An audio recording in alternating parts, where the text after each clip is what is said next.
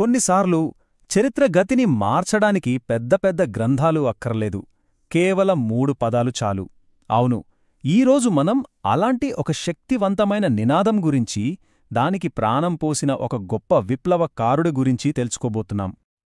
ఆ 3 పదాలు ఏంటవి? జల్, జంగల్, జమీన్. అంటే నీరు, అడవి, భూమి.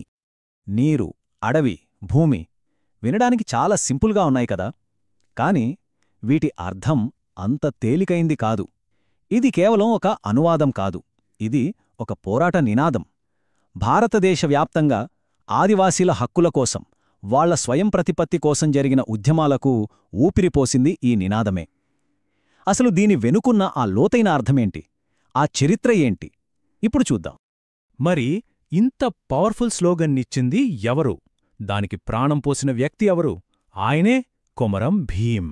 సరే, ఇంతకీ ఎవరి కొమరం భీం? ఆయన కథేంటో తెలుసుకుందాం రండి. కొమరం భీం ఆయన గోండు తెగకు చెందిన ఒక గొప్ప నాయకుడు. అప్పట్లో హైదరాబాదును పాలిస్తున్న నిజాం నిరంకుశ పాలనను ఎదురించారు. తన వాళ్లమీద, తన ప్రజలమీద జరుగుతున్న దోపిడీని, అన్యాయాన్ని ధైర్యంగా సవాల్ చేశారు. అయితే అసలీ పోరాటం ఎందుకు చేయాల్సొచ్చింది? ఆ నినాదం వాళ్ల మనుగడకు ఎందుకు అంత కీలకంగా మారింది? ఆలోచించండి.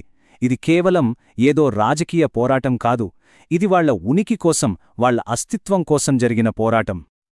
ఈ మొత్తం సంఘర్షణకు కారణం ఏంటంటే 2 విభిన్నమైన ఆలోచన విధానాల మధ్య జరిగిన ఘర్షణ. ఒకవైపు చూస్తే తమజల్, జంగల్, జమీన్ అంటే నీరు, అడవి, భూమి తమవే అని, వాటిపై తమకే హక్కుందని బలంగా నమ్మిన గోండు ప్రజలు. ఇక రెండోవైపు ఆ వనరుల్ని, ఆ ప్రజల్ని దోచుకోవటమే పనిగా పెట్టుకున్న నిజాం ప్రభుత్వం. చూసారా ఎంత తేలా ఉందో? కొమరం భీం పోరాటం చరిత్రలో నిలిచిపోయింది నిజమే, కాని కథ అక్కడితో అయిపోలేదు. ఆ ఒక్క నినాదం జల్, జంగల్, జమీన్ కాలం గడిచే కొద్దీ ఇంకా ఎంత బలంగా ప్రతిధ్వనించిందో, దాని ప్రభావం ఎలా కొనసాగిందో ఇప్పుడు చూద్దాం. అవును, ఆ జల్, జంగల్, జమీన్ అనే 3 పదాలు కేవలం ఆదిలాబాద్ అడవులకే పరిమితం కాలేదు. అది ఒక సరిహద్దు దాటి దేశవ్యాప్తంగా ఉన్న ఎన్నో ఆదివాసీ హక్కుల ఉద్యమాలకు ఒక చిహ్నంగా, ఒక స్ఫూర్తిగా మారింది. చూడండి ఈ నినాదం ప్రయాణం ఎలా సాగిందో. మొదట కొమరం భీం ఆధ్వర్యంలో జరిగిన ఒక స్థానిక పోరాటం అక్కడ్నుంచి నెమ్మలిగా దేశవ్యాప్తంగా వ్యాపించింది. ఎన్నో ఆదివాసీ తెగలకు వాళ్ల స్వయం ప్రతిపత్తికి ఒక సింబల్గా మారింది. మరి ఈరోజు కూడా భూమి కోసం, వనరుల కోసం జరుగుతున్న ఎన్నో ఆధునిక ఉద్యమాల్లోనూ ఈ పదాలు అంతే బలంగా, అంతే గట్టిగా వినిపిస్తూనే ఉన్నాయి. సో ఇప్పటిదాకా మనం చూసింది ఈ కథలో ఒక చిన్న భాగం మాత్రమే, ఒక పైపైన విశ్లేషణ అంతే. దీని వెనక ఇంకా చాలా లోతైన, చాలా ముఖ్యమైన చరిత్ర ఉంది. ఇది కేవలం ఆరంభం, కథ ఇంకా ఉంది. నిజంగా ఇది మన చరిత్రలో ఒక చాలా కీలకమైన అధ్యాయం. మరి ఈ అన్వేషణను ఎటువైపు తీసుకెళ్లాలి?